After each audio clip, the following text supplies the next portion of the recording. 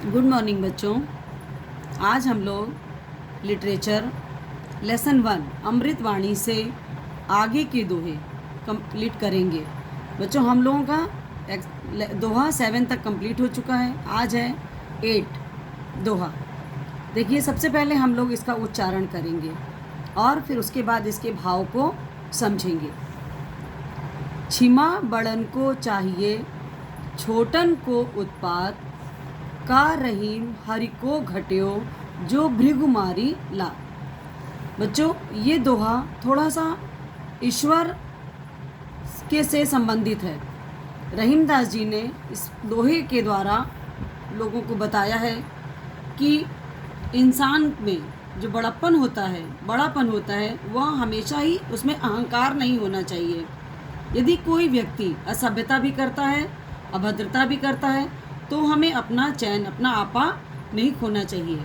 यदि हम स्वयं पर अंकुश रख सके तो समझ लीजिए कि छोटे और बड़े का भेद ही फिर क्या रह जाएगा। अगर हमारे ऊपर अंकुश नहीं है तो तब तो हम न छोटे में रह गए न बड़े में रह गए। अब हम लोग देखते हैं कि रहीमदास जी इस दोहे के द्वारा हमें क्या बता रहे हैं। बच्चों, कह रहे हैं कि बड़े को हमेशा क्षमाशील होना चाहिए। क्षमा मैंने क्षमाशील होना चाहिए। हमेशा दूसरों को क्षमा की भावना उनके अंदर होनी चाहिए, क्योंकि क्षमा करने से ही उनका कर्तव्य क्या होता है, उनका भूषण बड़प्पन बढ़ता है। जबकि छोटों का क्या होता है, उत्पात का मतलब होता है उद्दंडता, शरारत।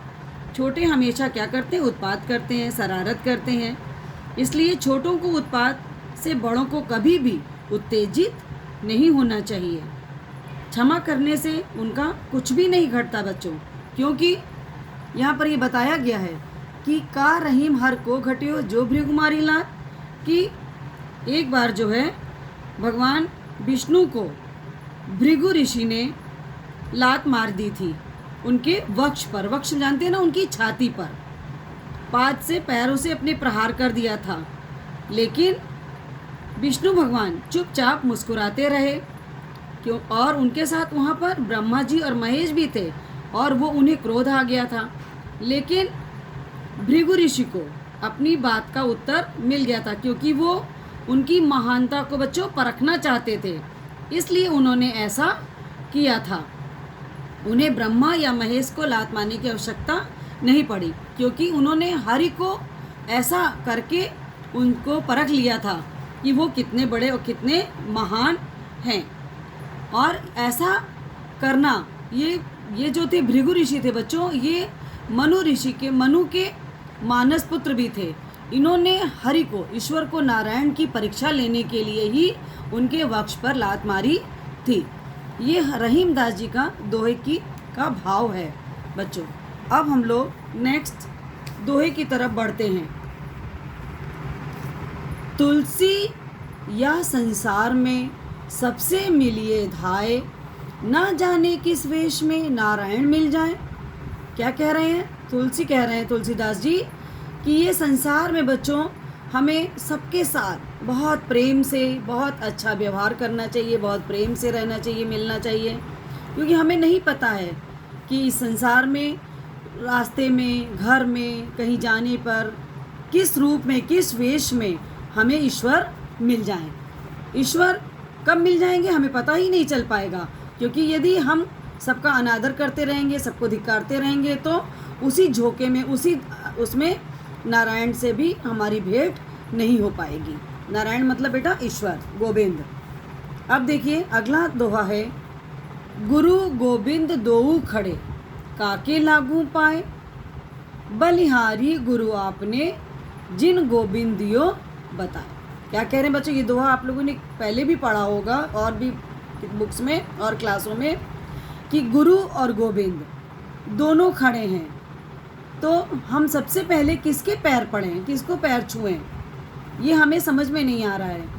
तो हे गुरु की बलिहारी यहाँ पर है, गुरु की प्रशंसा कर रहे हैं, कि कह रहे हैं कि हे गुरु, आप मेरे गोविंद से पहले आप हैं, क्योंकि आपने ही हमें गोविंद तक पहुँचने का, गोविंद से मिलने का रास्ता, मार्ग बताया है। तो गुरु गोविंद दोनों खड़े हैं, तो हम किसके पहले पैर लगेंगे बच्चों? पहले गुरु के, क्योंकि गुरु ने ही हमें ईश्वर का, गोविंद तक पहुंचने का मार्ग बताया है। आपको बच्चों ये दोहे और इनके अर्थ समझ में आ गए होंगे। ये दोहे कॉपी पे मत लिखना बच्चों, बुक में है, आप उन्हीं से इनको पढ़िएगा। आगे देखिए, इसमें हम आपको शब्दार्थ कल हमने कर दिए थे आपको होमवर्क में, कुछ शब्द और बचे हैं, वो आज हम आपको होमवर्क में दे रहे हैं। जैसे क्षमा, क्षमा मतलब होता है बच्चों माफ़ी। उत्पात, उत्पात मैंने शरारत। नारायण, नारायण मैंने होता है बच्चों भगवान। गोविंद, गोविंद ईश्वर। काके, किसके। तो आपने देखा कि इन दोहों के भाव, इन दोहों के अर्थ के बाद हम लोगों ने इन शब्दों के अर्थ लिखे हैं। ये आपका होमवर्क है, दोहों को पढ़िएगा, याद कीजिएगा और होमवर्क अपनी कॉपी पर कीजिएगा। इसके बाद हम लोग कल नेक्स्ट आगे की तरफ बढ़ेंगे। धन्यवाद। अब हम लोग आते हैं बच्चों संस्कृत। संस्कृत में बच्चों देखिए,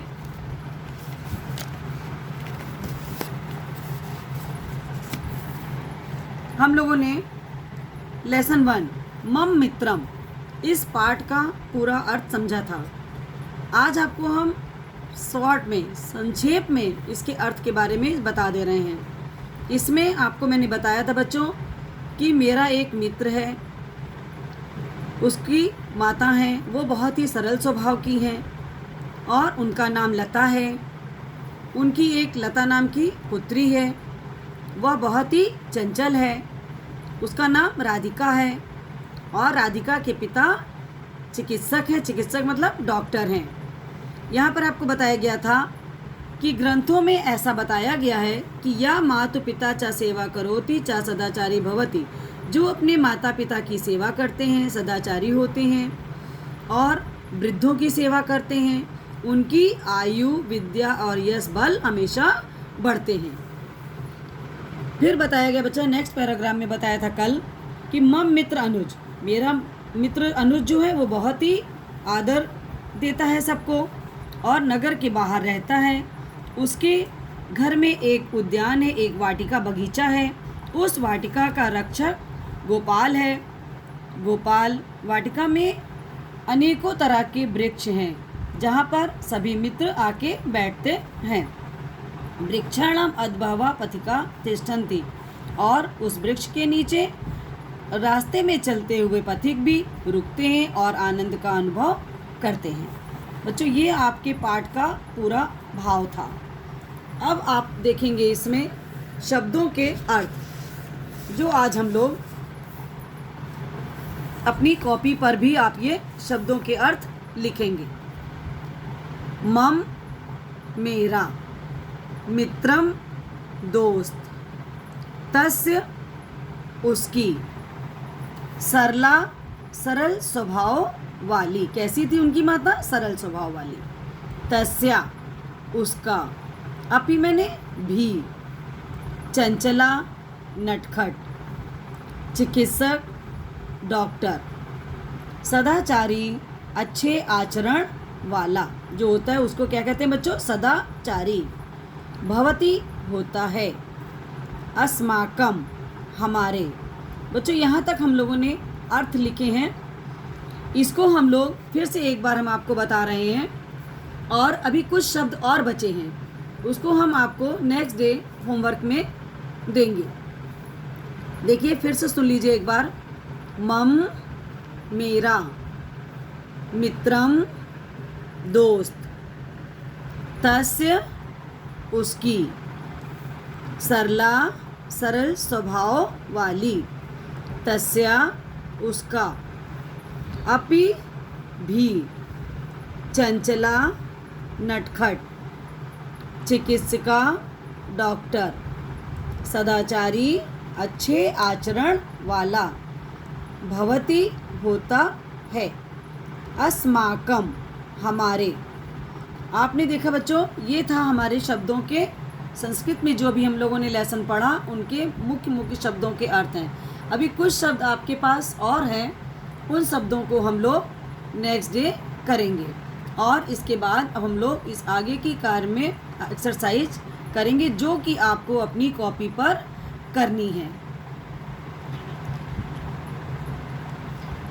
और इन शब्दों को आप याद करोगे तभी आप लेसन का अर्थ अच्छी तरह से समझ पाओगे। इसलिए इनको लिखिए और याद करिए। धन्यवाद।